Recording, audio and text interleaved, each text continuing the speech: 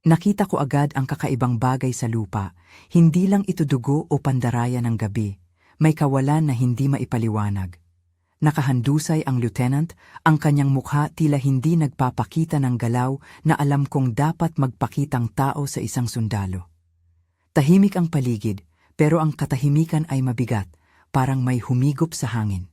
Tumigil ako, nakaipit ang hininga, at para bang nasaksak ang puso ko ng isang tanong na hindi ko agad nasasagot. Paano natin haharapin ang isang kalaban na hindi sumusunod sa batas ng tao? Ako si Anthony. Noong mga araw na yon, sergeant pa ako. Nakaarma, nakauniforme, at bahagi ng isang 3 linggong field training sa isang liblib na baryo na hindi mo mahahanap sa mapa ng internet. Nagpunta kami para mag-train. Alam ninyo, marching, night drills, comms check, pag-set ng perimeter. Pero ang mundong akala namin, practice lang, unti-unti nang naging totoo ang takot. May mga bagay na hindi mo matutunan sa libro. At may mga alaala na kasama mo palagi kahit ayaw mong tanggapin. Bago tayo tumalon sa gabi na iyon, hayaan ninyo munang bumalik ako sa simula ng sugat ko. May isang babaeng iniwan ko na hindi basta-basta mabura sa utak ko. Si Yuri. Half Japanese siya, maliit ang tindahan sa palengke ng lungsod dati, mahal niya ang green tea at laging basa ang palad niya sa almirol ng harina o sa init ng kutsara habang pinipihit ang maliit na kahon ng tsaa. Nakangiti siya kahit pagod, tumitilamsik ang liwanag sa mga mata niya kapag umuulan. Inaangkin ko noon na ayoko ng komplikasyon. Ngunit pag-ibig, hindi yan ginagamit sa baton. Iniwan niya ako ng walang paliwanag, walang paalam, at iniwan niya ang mga tanong na tumitigil sa akin sa gabi. Bakit siya umalis? Ano ang ibig sabihin ng mga lihim na dinadala niya? Iyon ang pinakamasakit. Hindi ang pag-alis niya, kundi ang kakulangan ng dahilan. Palagi mong uulitin sa sarili ang mga eksena, ang hininga niya na parang may musika, ang tunog ng telepono na hindi dumating, ang sulat na iniwan na malamlam at hindi malinaw ang laman. Lumaki ang bakas sa akin, hindi na lang sugat, naging hugis na ng takot. Kaya pagdating namin sa baryo, dala ko ang bigat na iyon. Isang sundalong may misyon at isang tao na may puso na hindi tapos umiyak. Ang baryo, hindi ko binabanggit ang tunay na pangalan, maliit na paliligiran ng palayan at latian. Ni Pahuts, mga ilaw na dekuryenteng kung minsan lang nagbibigay ng bahagyang liwanag at ang amoy ng bagong ani at uling tuwing gabi. Pagdating namin tinanggap kami ng mga residente ng may pag-aalab. Halakhak ng mga bata, kutsarang tinatapik sa palayok, at ang simplicity na labis kong minahal noon. Si Aling Tildang ang nagpauna, isang babae na may 2 kamay na malakas at mga mata na parang nakakita na ng lahat ng panahon ng buhay.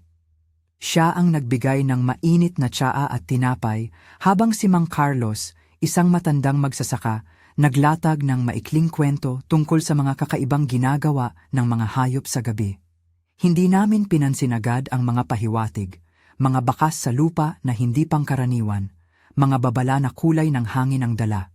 Kasama ko si Ara, corporal, isang babae na mahigpit, hindi basta nagpapakita ng emosyon, pero may mga sandali na ang mga mata niya nagiging malambot kapag tumingin sa akin. Hindi kami romantically defined noon. Mas tama siguro sabihin na kami ay may hindi sinasabing kasunduan. Siya ang unang nagkaroon ng mga tanong tungkol sa akin at sa nakaraan ko. Hindi sa paraan ng panunukso, kundi sa paraan ng pag-aalaga. Nakakabigla dahil halos hindi ko nabubuksan ang bibig ko tungkol kay Yuri sa sinuman. Pero kay Ara, may mga bagay na lumalabas na hindi ko sinasadya. May tensyon, may lungkot, may pagkilos na hindi natin gusto. Nang medyo nagsettle na ang grupo, nagsimula ang training with standard ops. May mga rookie na nagmamadali at nagtataka sa gabi. May mga radio checks na palaging putol, may mga flare na minsan umiilaw at OCAM at nawawala rin agad. Sa ikalawang gabi, may sumigaw ang isang bata mula sa kabilang dampa. May nakita kami! May patay! Ito ang pangalawang pulso sa dibdib ng baryo. Nagmadali kami, kumalat ang liwanag, at sa gilid ng isang maliit na liwasan, natagpuan namin ang lieutenant na nakahandusay. Hindi maganda ang itsura niya, pero hindi ko nais na dalhin pa sa imahen ang detalye, masakit na puntong tinapyas sa hangin. Ang mahalaga, may marka na hindi gawa ng ordinaryong hayop. May kakaibang pattern sa paligid ng katawan niya. Parang may paglalagom na hindi natin lubos na naunawaan. Sa malapit, nakita ko ang isang maliit na piraso ng pulang bagay, maliit at kumikislap sa liwanag ng headlamp. Kahit kahapon pa raw nangyayari ang mga bagay. Hindi kristal ang tawag namin, pero nagdulot ito ng malamlam na kilabot. Ang mga mata ng mga residente ay nagkambal na takot at pag-aalibadbad. Ang pulang bagay na iyon ay parang bakas ng isang nilalang na hindi natin makategorize. Pinakilos kami. Tinawag ang kapitan sa pinakamalapit na outpost sa pamamagitan ng radio at nag-deploy kami ng cordon. May protocol. Secure the scene. Evidence. Check for civilians. Pero hindi sapat ang protocol kapag may elemento ng kababalaghan. May mga usapan sa tabi-tabi. Bakit hindi tumalikod? Bakit parang hinango ang laman ng katawan?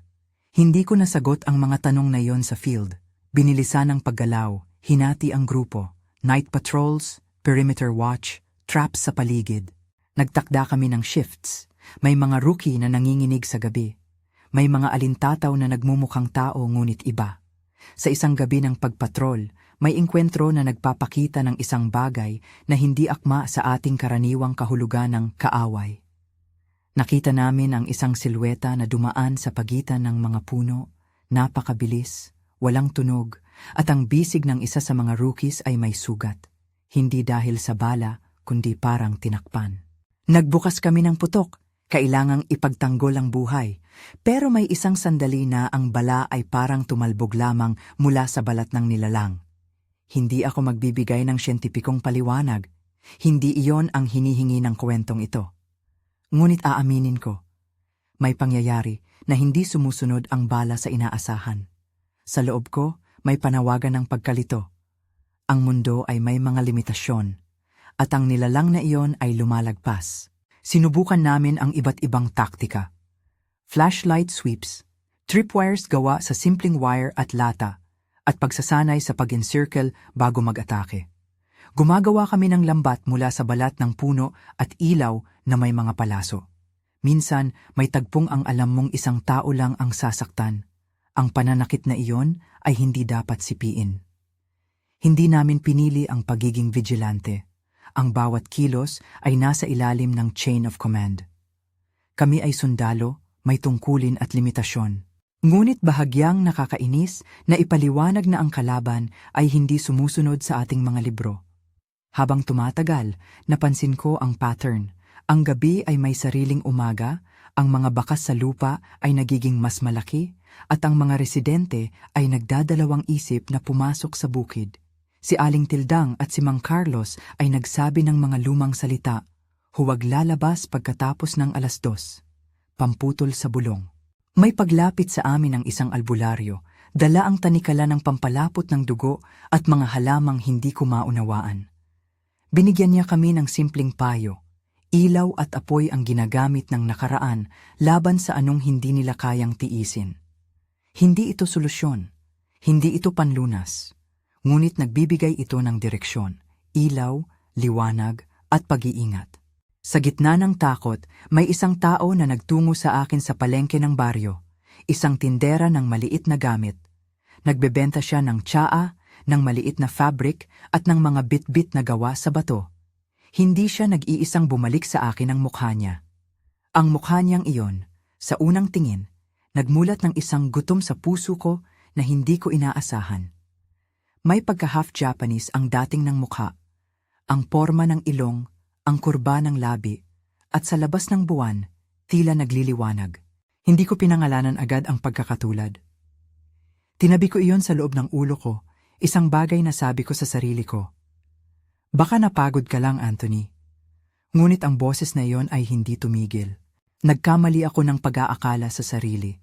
Ang tindera, tinawag namin siyang Venus dahil iyon ang pangalan niya sa baryo, may ngiti na hindi nagpapahiwatig ng kalayaan o takot, kundi ng isang katahimikan na alam kung kailan tumigil. Nag-usap kami ng madali. Dala niya sa loob ng bag isang maliit na pulseras at isang plastik na supot ng tsaa. Naglingon ako at nakaramdam ng matinding kilig, ngunit panandalian lamang. Hindi ako bata. Nakauniforme ako. Hindi ako dapat malunod sa mga memorya. Ngunit may nangyari. Ang tinig niya nagbukas ng pinto ng isang lumang kanta sa isipan ko. Isang lulabay na tumatawag sa alaala ni Yuri. Dahan-dahang nagiba ang hangin. Si Ara, palagi niyang nararamdaman ang mga pagbabago. Hindi siya nagpapakita ng marami, pero may nagbabagong kilos sa kanya tuwing nakikita niya akong tumingin kay Venus. May pagkabahala sa mata niya na parang pinapahid niya ang pangmomentong galit. "Mag-focus ka, Sergeant," sabi niya ng mababa. Mahina ang kanyang tinig, ngunit may tinig na nagsasabing huwag nang gawing personal ang misyon. Napapailing ako, pero alam ko rin na hindi niya lang ako sinusubok. Iniingatan niya rin ako. May bagay na lumulubog sa sarili ko. Hindi ko kayang takasan ang damdamin, kahit na gusto kong gawin iyon para sa kabutihan ng misyon. Ang mga gabi ay nagiging mas masalimuot. May patrol na hindi namin nairaos na hindi kababalaghan ang laman ng isip. May isang gabi na nag-set up kami ng trap sa gilid ng latian. Ilaw na hinihila sa latagon ng lambat at isang bell na nakakabit sa pako. Nagpalibot kami ng tahimik. May hangin na parang naglalakad sa pagitan ng mga palay na tila may dalang mensahe, may pag-whisper ng punong niyog. Sa gitna ng katahimikan, narinig namin ang isang pag-ungol, malambot at mabisa. Tumigil ang lahat. May isang figura na lumusong sa pagitan ng tangkay, mabilis na parang anino at bigla isang sigaw. Nagbukas ang putok, maikli. Ang tunog ng baril ay bumukas at kumalat sa lupa. Ang figura ay bumangon at tumalbog sa dilim, napakabilis. Nang nag-advance kami, nakita naming may lamon sa lupa, mga bakas ng paa na hindi perpekto ang hugis, at may mga piraso ng maliliit na bagay na tila naunsyami. Subalit hindi halata ang malalang karamdaman. Hindi rin siya karaniwang asong ligaw o baboy na nagkamali lang ng landas. Ito ay iba. Hindi ko matatandaan ang tamang salita noon. Pero alam ko na hindi ito dapat tinatangay ng karaniwang bala. May isang sandali na napaisip ako. Bakit nagtatago ang ilang kasama natin? Bakit may mga sandali na parang ang isa sa atin ang nagiging tahimik? Si Joseph, isang private, hindi naman siya palaban o kahanga-hanga sa usapan. Mas piniling manahimik at gumagala sa dalampasigan gaya ng isang taong may dalang bagabag. Minsan nawawala at bumabalik may amoy ng dugo sa damit niya, sabi ng iba. Hindi namin pinapansin agad. Sa gunitang iyon, ang kahinaan ng tao at ang tensyon ng sitwasyon ay maaaring magdala ng tsismis. Ngunit may mga mata na nagsisimula nang magtanong sa kanya. Hindi namin alam na ang maliliit na palatandaan ang magiging simula ng pagkakabukas ng sabwatan. Sa loob ng 5 araw, nagkumpul kami ng mga gabi. Nag-ikot kami sa perimeter ng paulit-ulit. Nakakita kami ng mga anino na lumilipad sa gilid ng puno. Nakita namin ang pulang kislap na nagliliwanag sa lupa sa ilang pagkakataon. May sandaling natagpuan namin ang maliit na piraso ng pulang bagay muli, nakahiga sa pagitan ng 2 sanga. Dito na ako nagsimulang magtanong sa sarili, ano ba talaga ang ugnayan ng puwang na iniwan kay Yuri at ang puwang na nilikha ng nilalang na ito sa baryo? Ano ang koneksyon ng mga mukha sa aking nakaraan at ng mga aninong sumisira sa gabi? Nagdesisyon ang kapitan na palakasin ang comms at kami ay nanatiling alisto. Hindi kami nagsasawa sa pag-check ng mga radyo dahil kahit maliit na signal ay mahalaga. Sa isang gabi na malamig ang hangin, habang kami ay nakahold sa isang maliit na bakod, nakita ko ang isang babae na nag-iisa sa dulo ng kalsada. Parang isang larawan na nagpaalala sa akin ng pangarap at sakit. Napabalisa ako. Dahan-dahan siyang lumalapit, may dalang supot ng tsaa at hindi ko mapigilang tumingin. Lumapit siya sa amin, humarap sa liwanag ng aming lantern at para bang nag-slow down ang mundo. Ang mga mata niya, maputing pula sa ilalim ng buwan, nagbigay ng kakaibang pakiramdam. Hindi ko sinadya na parang lumapit ang lahat ng memorya ng anumang pinaghahalikan namin ni Yuri. Nagtaka ako kung ang puso ko ba ay tumitibok dahil sa pagkilala o dahil sa panibagong takot. Hindi ko makilala agad kung anong halo iyon. Ngunit ang kamay niya, nag-abot ng maliit na supot sa akin at ng isang maliit na tsaa. Para sa inyo, Sergeant, mahinang sabi niya. Ang timpla ay kakaiba, may halong lasa ng dahon na hindi ko natikman noon. Si Ara ay nakatingin. May pahiwatig sa mukha niya na hindi niya matago. Dahan-dahang lumayo ang tindera at nawala sa dilim. Hindi ko sinundan, hindi ako nagpakita ng kahinaan. Pero alam kong nalulunod ako sa isang ilog ng nostalgia na matagal ko nang pinipigil. May mga sandaling gusto mong sumigaw at hilahin ang katotohanan palabas mula sa isang tao, ngunit bilang sundalo, may limitasyon ang paglapit mo. Cowboy man o hindi, kailangan mong maghintay ng utos. Sa loob ng loob, napuno ako ng tanong. Bakit ang mukha ni Venus, o sino man siya, parang taglay ang mga detalye ni Yuri? Bakit may pulang bagay sa mga eksena ng pag-atake? Bakit minsan parang ang bala ay hindi kumikilos sa katawan ng kalaban? Ang mga tanong na yon ay bumabalik-balik tulad ng iko sa isang tunnel.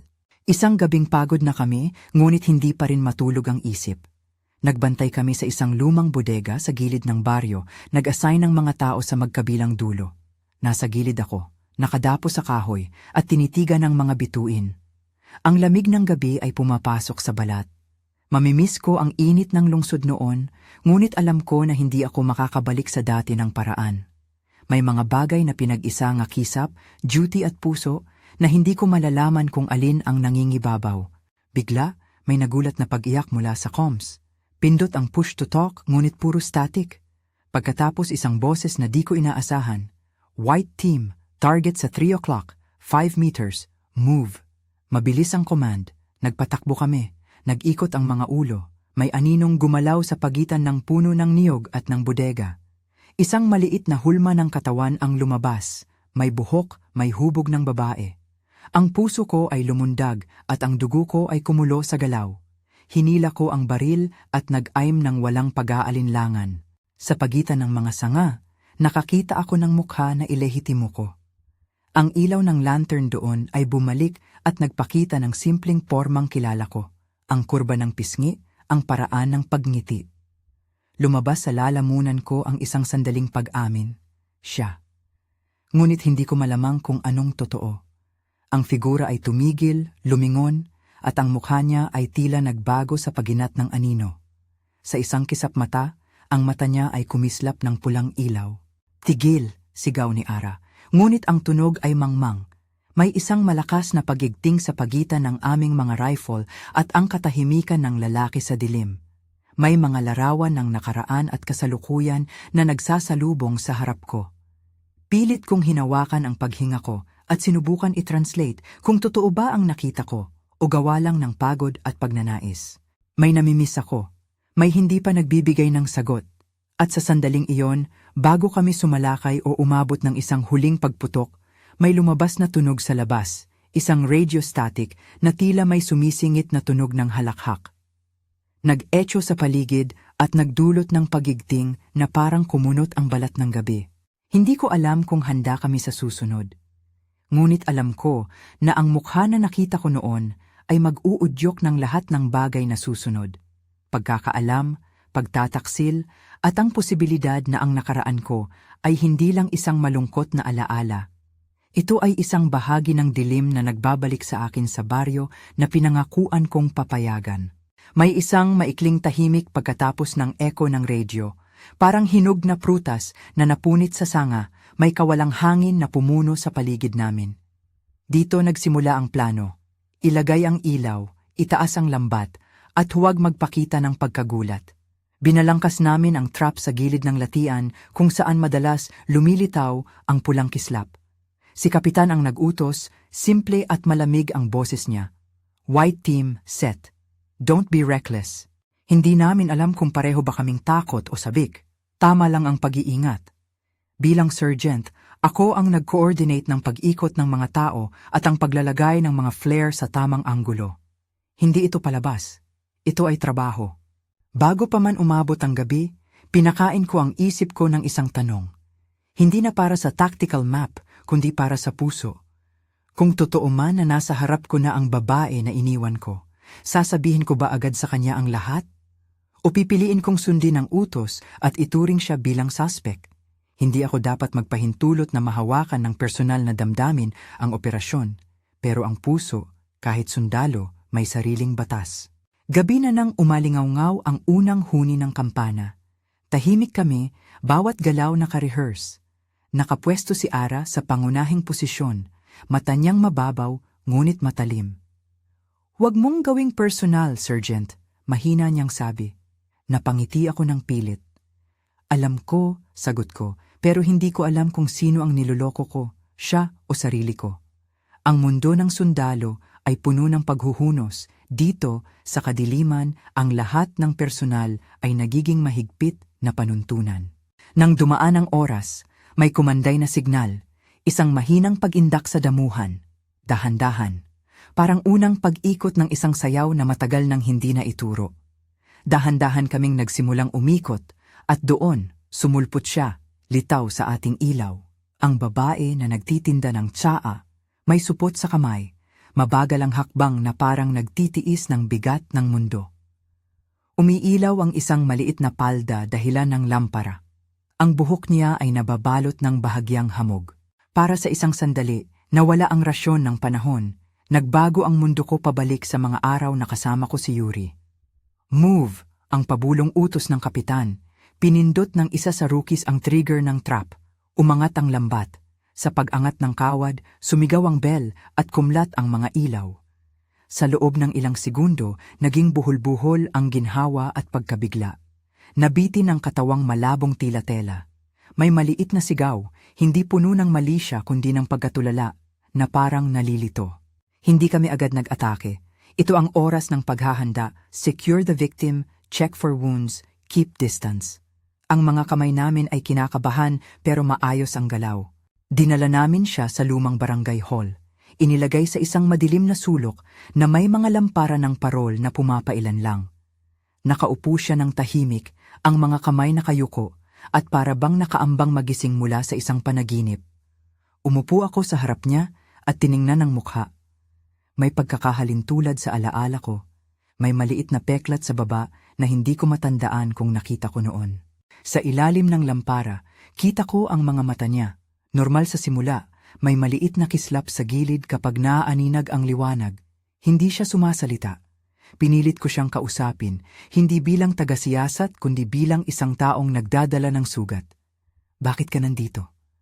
Mahina lang ang sagot niya. "Hindi ako sinadya." Hindi malinaw kung iyon ay pagtatanggol o pag-aaksaya ng salita. Pinatawag namin ang albularyo.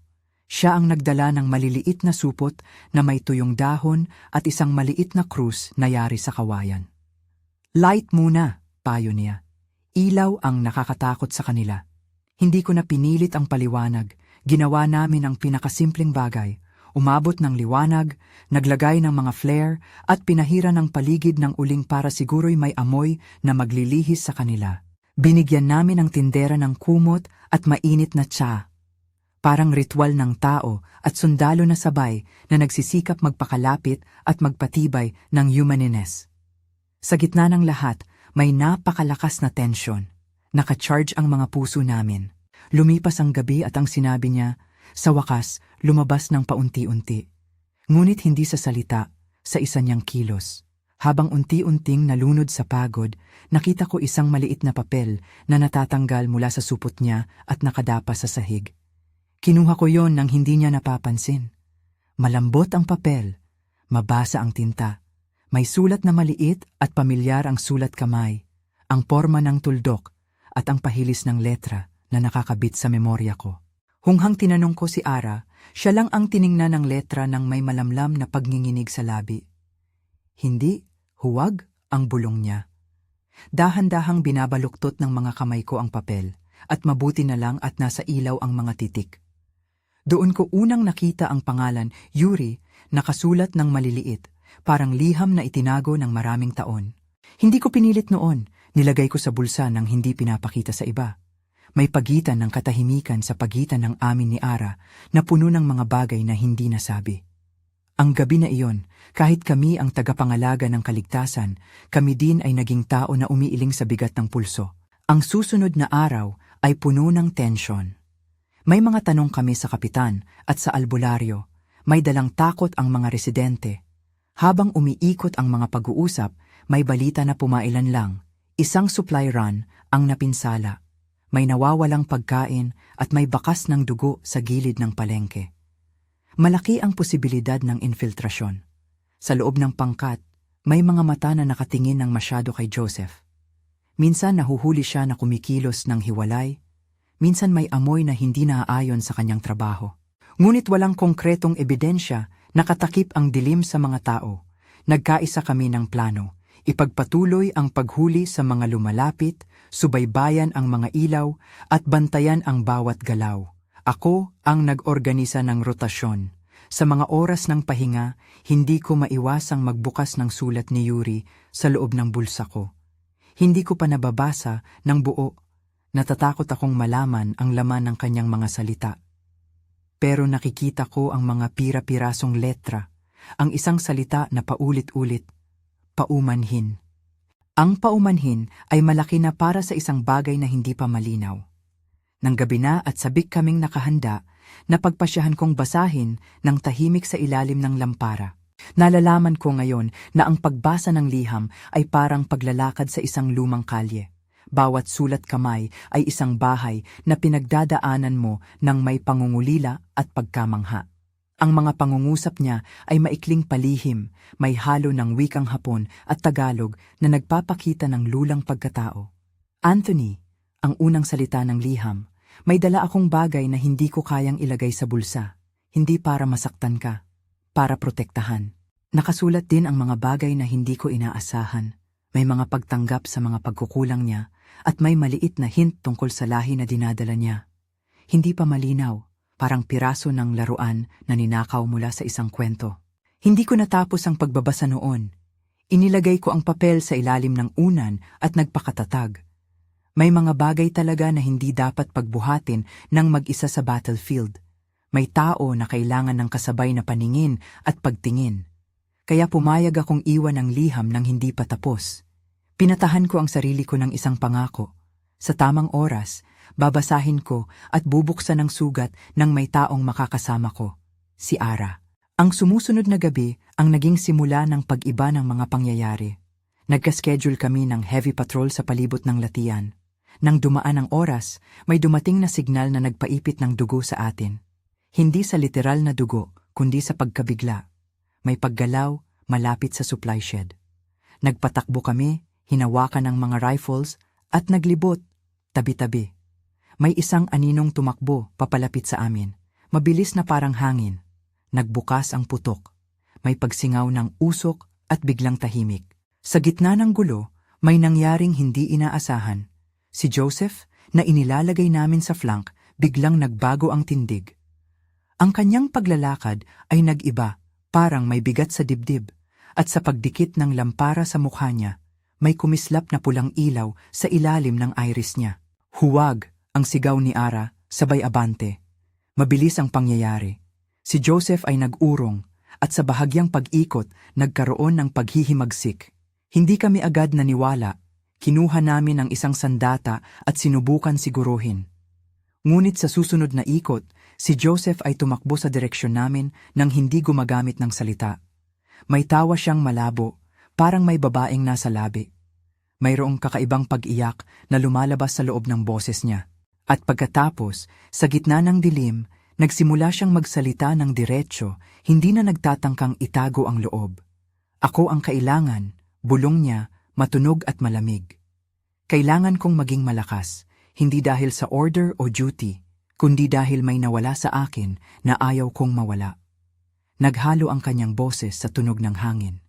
Siya ay umiwan ng mabibigat na titig. Umupo kami, hindi na malayan kung sino ang nanonood sa kanya. At si Joseph ay nagpatuloy. Hindi ko kayang manalubong na mahina. Nakita ko kung paano ka sinaktan, Sergeant. Nangusap niya, diretso ang tingin sa akin. Kaya minabuti kong maghanap ng paraan. Nagpaalam ako sa sarili ko na gagawin ang lahat para ibalik ang lahat. Hindi ko agad naintindihan. Ginamit nila ang boses niya para maiba ang paksa, ngunit ang mga mata niya na ngayon ay naglalaman ng isang kakaibang pagningning ay nagpabatid na hindi ito basta-basta. Sa isang iglap, kumilos siya, mabilis at brutal. Hindi ito tulad ng paggalaw ng tao. May isang sandali na umikot ang mga rifle at pumaimbulog ang mga flare. Maya-maya, si Joseph ay bumagsak, hindi dahil sa isang malaki at malupit na pagkalupig, kundi dahil sa coordinated na pag-ikot namin. Nakita ko ang mukha niya sa lupa, ang mga mata na may bakas ng pagkatulala at isang halik na tila nawala sa kanya. Sa huling huminga, nagkaroon siya ng ilang salita, mga salita ng pagsisi at pag-amin. Ako, pinili ko, bulong niya. Parang nagbabayad. May mayroong maliit na eko ng iyon ang kanyang huling sinabi bago tuluyang mawala ang ningning sa mga mata niya. Hindi kami nagdiwang. Wala kaming rason para ipagdiwang ang pagkamatay ng isa sa amin. Kahit na nilamon siya ng isang bagay na hindi namin lubusang maintindihan. Binuhat namin si Joseph at inagay namin sa isang lumang latag, parang maliit na krus na gawa sa kawayan.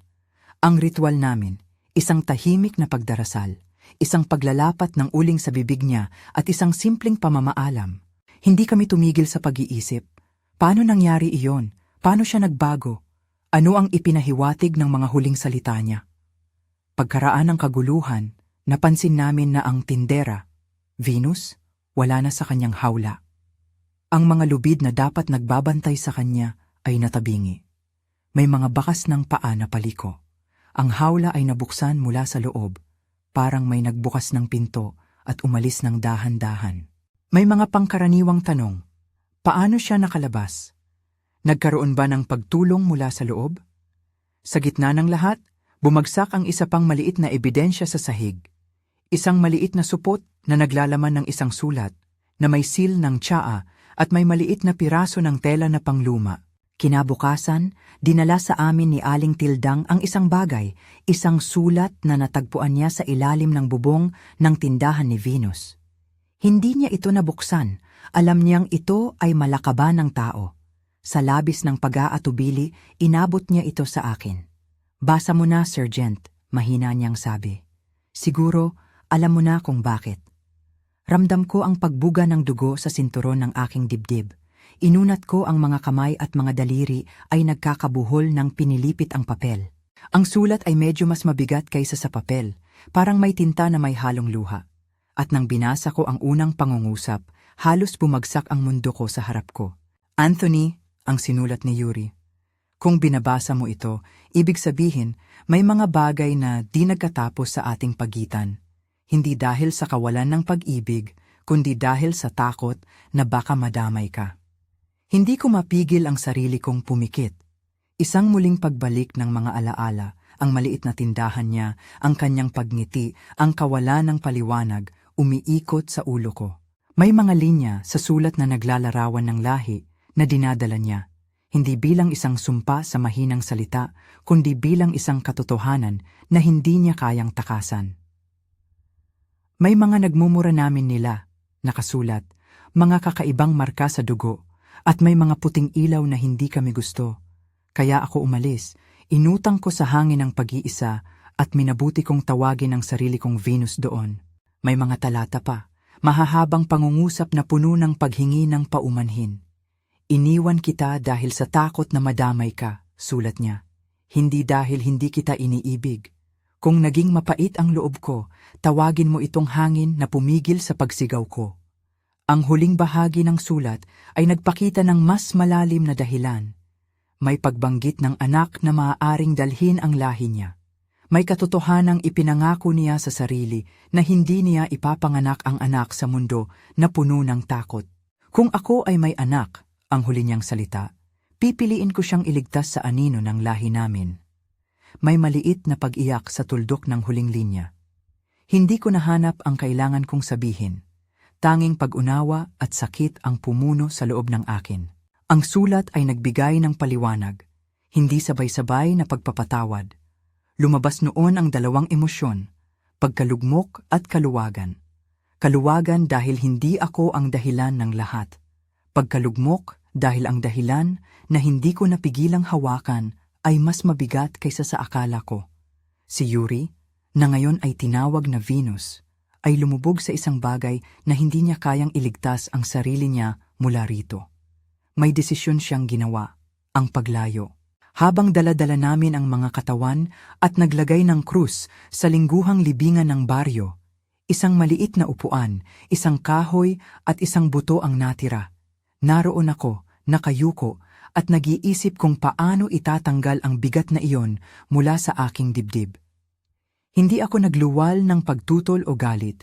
May pagkasira, oo, ngunit hindi ko alam kung paano mag-assign ng galit. Ang gusto kong gawin ay sumigaw sa salamin at sabihing, bakit? Ngunit ang sagot ay tila maliit sa harap ng kawalan ng kontrol.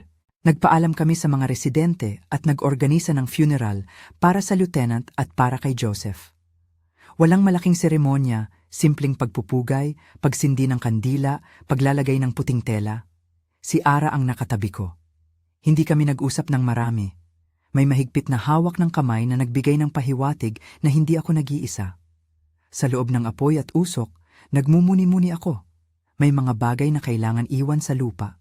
May mga anino na hindi mo kayang yakapin. Ngunit may libro sa buhay na hindi mo kayang isulat ng muli. Nagawa na ang lahat. Paglipas ng mga araw, nagsimulang bumalik ang normal. Isang bagong normal na may mga guhit ng takot. Nagpatuloy ang patrol pero mas mapanuri at mas kalmado ang mga kilos namin. Ang mga flare ay nakabitin sa mga poste at ang albularyo ay pinagpatuloy ang kaniyang mga ritual. Mga bata na naglalaro ng may kaba at may malalakas na panalangin sa gabi. Sa isang banda, parang maliit na liwanag ang lumalabas ng baryo. Mga tao na nagsasaayos at naglilinis at nagsasagawa ng mga gawain ng araw-araw. Aaminin ko, sa mga gabing tahimik, binubuksan ko ulit ang sulat. May isa pang bahagi na hindi ko nabanggit. May isang maliit na piraso ng papel na nakahiwalay sa loob. Isang maliit na nota na may katagang para kay Anthony. Sa loob, may simpleng pangungusap. Mahal kitang hindi mo na kailangan tanungin. Hindi ko alam kung ngumiti ako o napaluha. Napakabigat ng pakiramdam. Parang nakatali ang puso sa tatlong bangko ng alaala. Isa ay si Yuri na nawala, isa ay si Joseph na nagbago, at isa ay ang mga sundalong kasama ko na patuloy na naglilingkod. Lumipas ang ilang buwan. Ang field training ay tuluyang natapos, pero ang epekto ng nangyari ay nanatili. Bumalik ako sa lungsod na hindi pa rin handa. May dala akong liham, isang payak na supot na naglalaman ng mga salita ni Yuri. At dala ko si Ara sa isang maliit na kapehan. Hindi kami nagmadali. May mga pagkakataon na tahimik lang kami, at iyon ay sapat na. Sa isang gabi, habang naglalakad kami sa gilid ng ilog, nagbukas si Ara ng kanilang palad at inabot ang kanyang kamay sa akin. Minsan kailangan mo ng panibagong simula, sabi niya nang hindi tumitingin sa akin. Hindi mo kailangang bitbitin lahat ng lumang sigaw. Napangiti ako, hindi dahil masaya ako, kundi dahil may dala akong pag-asa. Hindi naging madali ang pag-alis ng bigat. May mga sandali na sumasagi ang larawan ni Yuri sa aking paningin. Ang paraan ng kanyang paghawak sa tsaa, ang liwanag sa mata niya kapag umuulan, ang maliit na tanda sa labi. Ngunit habang lumalakad kami ni Ara, natutunan kong ang pag-ibig ay nagsasama ng mga resolusyon. Hindi lahat ng bagay ay natatapos sa paglaban. May mga bagay na nagtatapos sa pagkakaintindihan. Ang liham ni Yuri ay hindi nag-utos sa akin na kalimutan. Ito ay nagbigay ng paliwanag para magpatuloy. At iyon ang ginawa ko.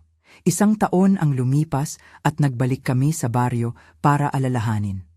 Hindi isang malaking selebrasyon, isang pamamanhikan ng kawalan at ng pag-alaala. Nakita ko ang makamandag na bakas sa damuhan. Nakita ko ang lumang latian na napuno ng bagong damo. Nakita ko ang maliit na lumang krus kung saan nakalahad ang pangalan ng lieutenant at ng isang maliit na plaka para kay Joseph. Nagdala kami ng isang maliit na palayok, isang halaman, at inilagay namin sa harap ng ligiran. Hindi man perpekto ang lahat, pero may kakaibang payapang sumalubong sa akin. Sa gabi ng pag-alaala, Binasa ko ang buong sulat ni Yuri sa harap ng ilang tao. Hindi para humingi ng simpatya, kundi para makapagbigay linaw at para magpagaan ng damdamin ng mga nanood na at nagdurusa rin. Ang tono ng kanyang sulat ay mapanatag at malungkot. Ito ay higit pa sa isang paalam. Ito ay isang paalala na may mga pagpipilian sa gitna ng karamdaman.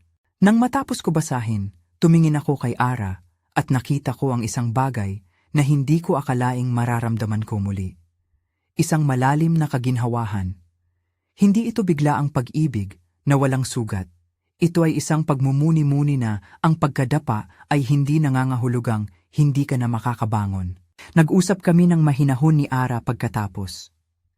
Hindi mo kailangang gunitain ang lahat, sabi niya. May mga bagay na kailangang dalhin natin ng tahimik, pero hindi mo kailangan gawin ito mag-isa. Hawak ko ang kanyang kamay at inunawa. Kaya, sa isang marahan at tahimik na gabi, inabot ko ang sulat at ibinigay sa kanya. Basahin mo, bulong ko. Para malaman mo na ang sugat ko ay hindi panghihinayang at hindi biro. Hawak niya ang papel ng maingat, na para bang hawak niya ang piraso ng isang sinaunang bagay. Nang matapos niya basahin, nagyakapan kami ng mahigpit. Walang maraming pangungusap, sapat na ang hawak. Lumipas ang panahon. Nagsimula kaming magplano ng simple. Maliit na hapunan, paglalakad sa parke, pagtawa sa mga banal na biro. Mga bagay na dati ay maliit ngunit ngayoy parang regalo. Hindi naglaho ang gabi ng takot. Naaalala ko pa rin ang mga sigaw, ang mga flare, ang mga sandaling halos mawala. Ngunit may bagong bahagi na napuno sa puso ko. Tiwala. Ito ay hindi isang garantiya na wala nang mangyayari. Ito ay isang desisyon na may kasama ng pagpipiliang magtiwala sa tao na nasa tabi mo. Isang taon pagkatapos ng pangyayaring iyon, inanyayahan kami ni Ara sa isang munting pagtitipon ng mga residente ng baryo. May maliit na salusalo para sa paggunita at para sa mga bagong tanim sa sementeryo. Dito ko natagpuan ang aling Tildang na ngumiti sa akin ng may giliw. Mag-ingat ka, sabi niya. Pero alam ko, may pag-asa sa'yo. Hindi ko maipaliwanag ang bigat ng mga salita niyang iyon. Nang tumuntong kami sa gitna ng pagdiriwang, naramdaman ko ang isang kakaibang dahilan para manatili. Hindi dahil sa pagpapaalaala ng nakaraan, kundi dahil sa pagbubuo ng bagong bukas. Sa pagtatapos ng gabi, naglakad kami ni Ara sa gilid ng dalampasigan. May hangin na naglalaro sa buhok niya. Huminto kami sa isang maliit na bato at tumayo habang tinitingnan ang mga bituin. Alam mo, sabi niya, hindi ko na gustong isipin ang araw na iyon bilang end. Gusto kong ito ay maging paalala na kahit may dilim, may paraan. Sinalubong ko siya ng isang ngiti. Ako rin, sagot ko. Mas hindi ko nahahayaan ang nakaraan ang magdikta ng lahat. May katahimikan. Inilagay ko ang sulat ni Yuri sa loob ng bulsa ko, hindi upang hindi kalimutan, kundi bilang paalala na may nagsakripisyo para sa kapayapaan. Sa dulo ng daan, nag-alis kami ng sapatos at naglakad sa maliliit na alon, dahan-dahan, magkatabi, parang dalawang sundalo na natutong maglakad muli sa labas ng kampo. Sa huli, ang mensahe ng lahat ng nangyari ay hindi tungkol sa karahasan o sa kababalaghan na nagpasakit sa amin. Ito ay tungkol sa pagpili. Mga pagpili na ginawa ng mga tao para protektahan, takasan o magpakalalim sa pag-ibig. Si Joseph ay pumili ng isang madilim na landas dahil sa takot at pagnanais. Si Yuri ay pumili ng paglayo upang protektahan ang iba. At ako, sa wakas, natutong pumili ng buhay na may kasamang pag-ibig na hindi nakabitin sa santo. Ang aswang, anuman siya sa katang-isip at sa kwento ng baryo, ay naging salamin ng laman ng tao. May kakayahan tayong gumawa ng mabuti at masama. Mayroon ding pagkakataon na maghilom. Kung may natutunan kayo sa kwentong ito, sana ay hindi lamang takot ang dala ninyo. Sana ay makita ninyo ang kahinaan ng tao na maaaring maging matibay at ang katapangan na pumipili ng kabutihan kahit na mahirap. At kung narelate kayo sa mga nawawalang pag-ibig o sa mga alaala na paulit-ulit pumipitas ng puso, alalahanin, Minsan ang pinakamalakas na bagay na magagawa mo ay bitawan at magtiwala sa isang bagong simula. Kung naantig ang kwentong ito sa inyo, i-comment lang ng sino siya. Nais kong malaman kung alin sa mga bahagi ang nakaantig ng puso ninyo. Salamat sa pakikinig sa kwento ko. Hindi ito agad-agad na pawi ang mga gabi ng takot, ngunit ito ang paraan kong magpanumbalik ng katahimikan sa mga alaala. Kung nagustuhan ninyo, mag-like at mag-subscribe para sa iba pang mga kwentong tunay at nag-iiwan ng aral.